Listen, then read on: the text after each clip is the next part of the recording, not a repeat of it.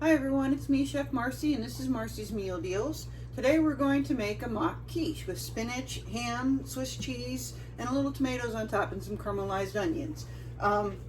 What's going to go in that is 4 eggs, 2 cups of half and half, a cup of biscuit mix. Now we've got our own gluten-free biscuit mix that we make, which I will be happy to forward you the recipe to if anybody's interested. But you can also use the store-bought biscuit mix that you use for buttermilk biscuits and pancakes and stuff like that too. We got about 2 cups of fresh spinach, 2 cups of grated Swiss cheese, probably about a pound or so of ham, a couple of tomatoes, some salt and pepper, and half an onion. So let's get started. So like I said, we've got 4 eggs here. We're just going to crack those in our bowl. Now, if you're not so sure about your skills with cracking eggs, a little pro tip is you can always crack your eggs into a separate bowl and make sure you don't have any shell in that before you dump it into your big bowl. But since we're only cracking a couple eggs, it won't be that big of a deal if I have to get a shell or 2 out. If you do, another pro tip, which I'm sure you've probably seen on TikTok or Facebook or somewhere else, is you just get your finger a little bit wet with some water, and then you can get the shell right out. I did pretty good. I didn't get any shells in there, so we're good to go. And then I'm going to add 2 cups of half and half here. You can use regular milk if you just want to use regular milk, but I wanted to make it a little decadent, so I used some half and half this time. It'd be nice if my sink was just a little bit closer to my counter here. I'm going to give those a quick whisk together.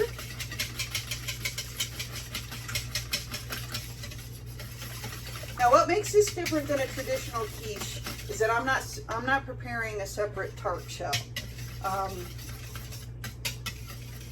If you want to leave out the biscuit mix and use a prepared pie shell, you could, or make your own pie shell, you could. But this is a nice simple meal for a cool evening. It's going to be fall here, so things are getting to be kind of on the chilly side. It's also kind of like having breakfast for dinner, or you could certainly make this for a brunch with the girls or the guys or whoever's coming over. You can certainly switch up the ingredients if you wanted to. When my mom makes this, she calls it impossible bacon pie, and she puts bacon and peppers and mushrooms in it. All things my kids don't like, so I'm switching it up and making it with things they do like. All right, so we've got our eggs and cream beat together. I'm just going to slice my onion. Again, keeping my fingers out of the way.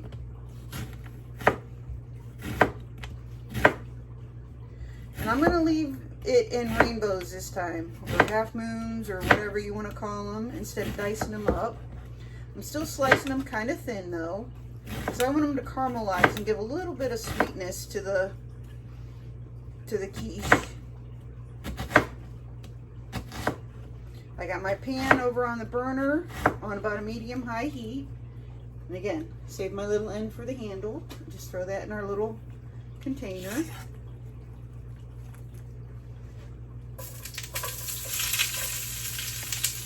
Always be careful when you're putting things in a hot pan that the oil doesn't splatter you.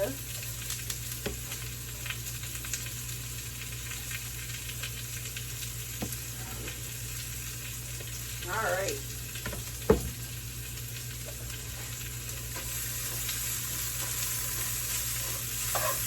Make sure those get coated evenly.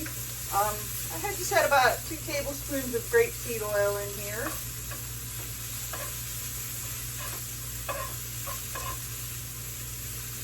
I like to use grapeseed oil for sauteing a lot of things because it doesn't lend any flavor to what I'm sauteing. Olive oil is nice for some things, but it can add a little bit of a peppery taste. So depending on what I'm cooking, I tend to use that more for a finishing flavor. I know I used it for the marinara sauce last time, but for that, peppery flavor was appropriate. So for this, I didn't want to use that. Grapeseed oil also has a lower smoke point, so it won't burn as easily as some other oils will. Alright, those are coated in the oil nicely now, so we're just going to let those saute for a second. And while that's going, we are going to chop up our spinach. Now I went ahead and started because I know you guys don't want to sit here for 5 minutes and watch me pick through spinach and chiffonade it up, especially last week after you just watched me chiffonade all that basil. So I just got a few left just to show you, because one difference between this and the basil last week is that this still has the stems on it. So what you're going to do when you chiffonade this is you're going to line up all your little stems so they're going the same way. You're going to pick out any little pieces that are a little questionable looking and throw those away. Get all our little stems going the same way. There we go. There's another piece that doesn't look so good. Roll it up just like we did with our basil. And just cut it into fine ribbons just like we did the basil. Actually, spinach looks a lot like basil. Tastes a lot different though. Keeping your fingers out of the way. And then when you get down to the stems, just throw those away. Because we don't want the stems in our quiche because they get kind of hard and chewy. They don't cook up like the leaves do. You can use frozen chopped spinach if you like. But if you do that, please make sure that you thaw the spinach beforehand and you squeeze out as much water as you possibly can before you put that in your mixture. Otherwise, it's going to be real liquidy and it'll never set up right like you want it to. And it doesn't save you any money. It might seem like it does, but you're only going to use about 1/3 of the bag of the fresh. So it's really, to me, it gives you a better product if you just use the fresh. And then you can always make some nice salads out of the spinach later. Alright, just about another few more seconds on those onions. We don't want them to burn. That would not be a pleasant taste. For the ham, they do sell like ham steaks, and you can get 1 or 2 of those for a few bucks. Those are perfectly fine. I happened to luck out and find this itty bitty little ham when I was looking for hams. And it's even already sliced up, but I'm just going to cut it into some smaller pieces that'll go nicely in our quiche. You want about a 1/2 pound to a pound of ham, depending on how much ham you want to put in there. So I'm just going to slice that up.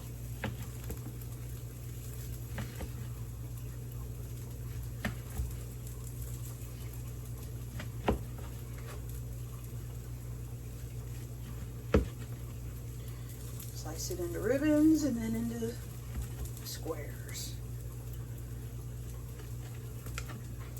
And if this wasn't cut up into the slices already, I would just cut it into small cubes, or to fine dice, to use the technical term. But I want to get about 2 cups worth of ham out of this. And this is a fully cooked ham from when I bought it. That's the nice thing about ham, is it is a cured product. So really, when you're cooking it, you're really just reheating it. And since these are nice thin slices, it's not going to take long to reheat, so I don't have to worry about it coming up to a internal temperature and, you know, temping the ham itself before I put it into the quiche. Alright, those onions look like they're doing pretty good.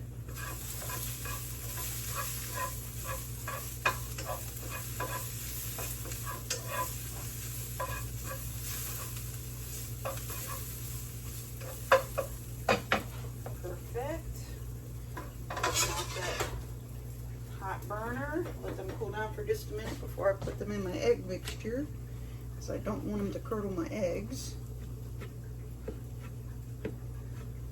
I did bring my eggs up to and my milk up to room temperature before I started mixing them. That just helps them to mix nicely with everything else. I think that's going to be plenty of ham. I'll just save the rest of that for something else later. Alright, so let's start mixing things together. Wipe off my hand here. Oops, Cinderella lost her shoe. So as I said, we're going to use 1 cup of biscuit mix. And this is our special biscuit mix here. It's a 1/2 cup and a 1/2 cup. And then this will settle to the bottom during the baking process and form the crust. So I don't have to do all that work of making a crust myself. Isn't that nice?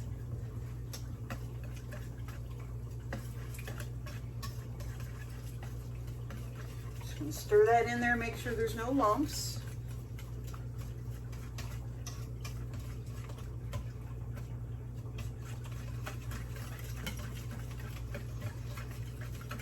That's going to give you a batter about the consistency of heavy cream.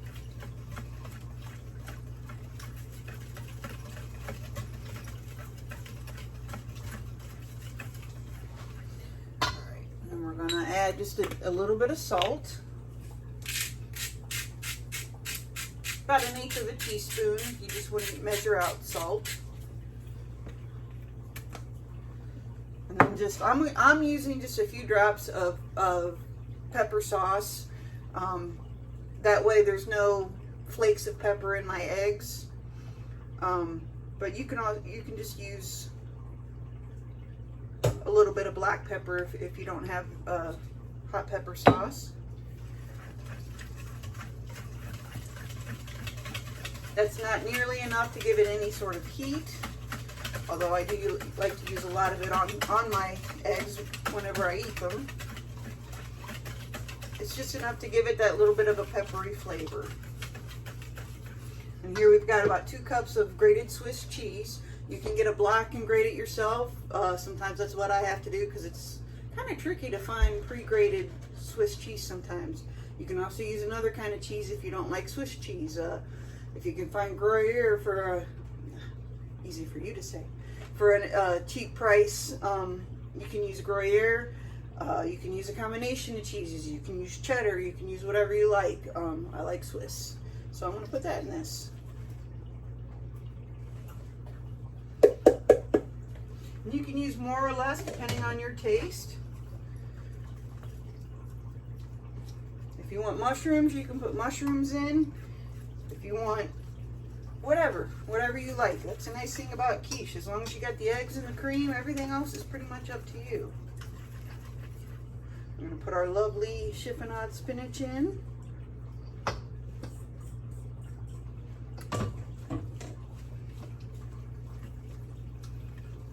There we go. It's all starting to come together real nice. Beauteous. Get our ham in there. Now I've got our oven preheating up to 400 degrees. Preheated up to 400 degrees.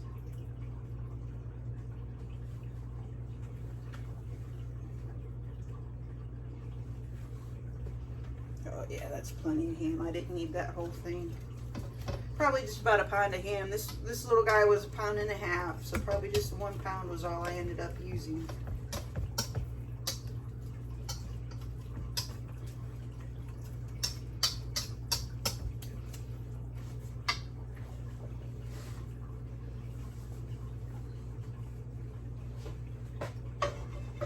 And our beautiful sauteed onions. Look at that. Look at that beautiful golden brown.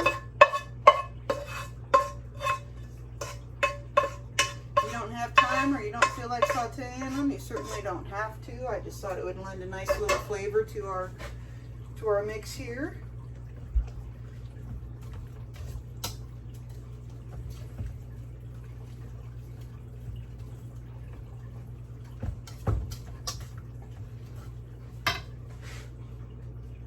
Let's get this up out of our way. We're going to bring over our greased 9x13 pan.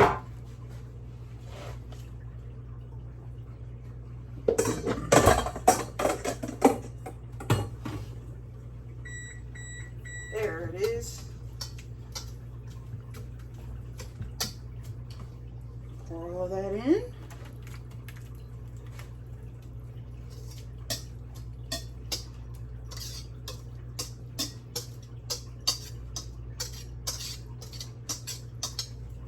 Look at that. Yummy, yum. Spread that out as evenly as possible through your pan.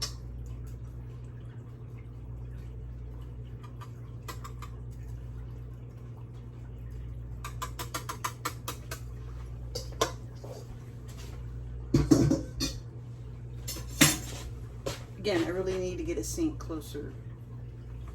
I have to talk to my landlord about that.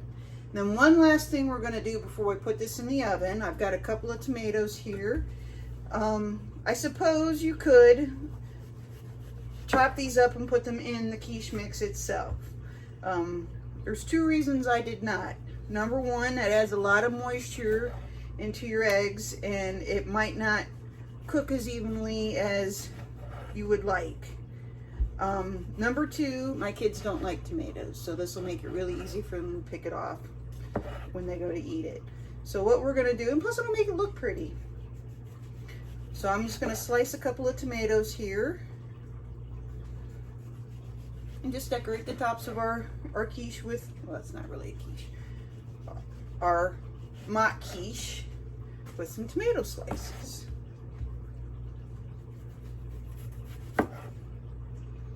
Come on, I can slice this tomato better than that.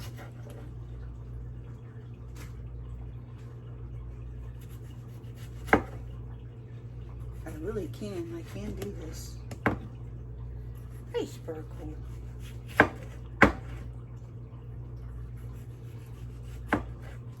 All right. So yeah, we're just gonna take, and about where every slice would be,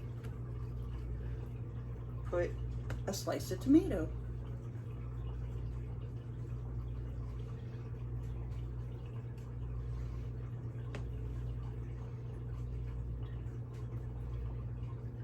Well, you might get more like a slice and a half per tomato, but it'll still be good.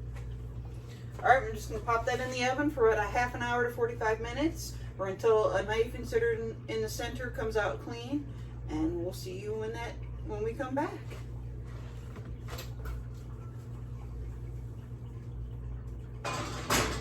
Okay, it's been just a little over half an hour and I just checked it.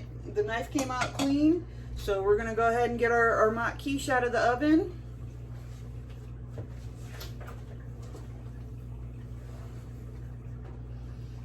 You can see the tomatoes look nice and pretty on the top. It's just starting to brown a little bit on the top there too.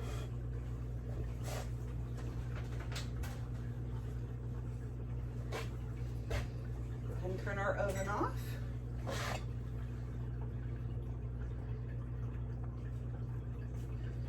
I'm just going to cut a nice big piece of this here.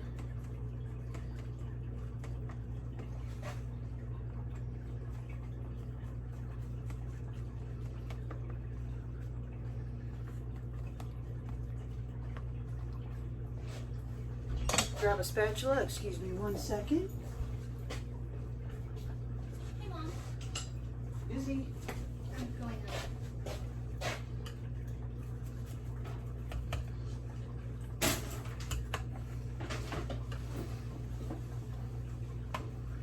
Of course, the first piece of anything is always the hardest to get out, but we'll see if we can do this without totally breaking it apart.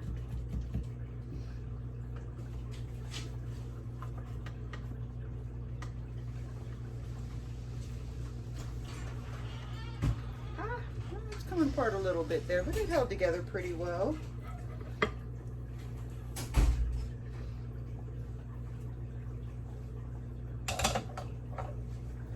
And you can see a little bit of that crust forming on the side. And like I said, I like to put a little bit of hot sauce on it. You can serve that with a fruit salad is a really nice accompaniment to that. Just give it a little bit of cool sweetness to go with the hot savory quiche. Some breakfast breads are always welcome addition to it too. But there you are. Mock quiche with spinach, sauteed onions, ham, and tomato. Give it a try. Let me know what you think.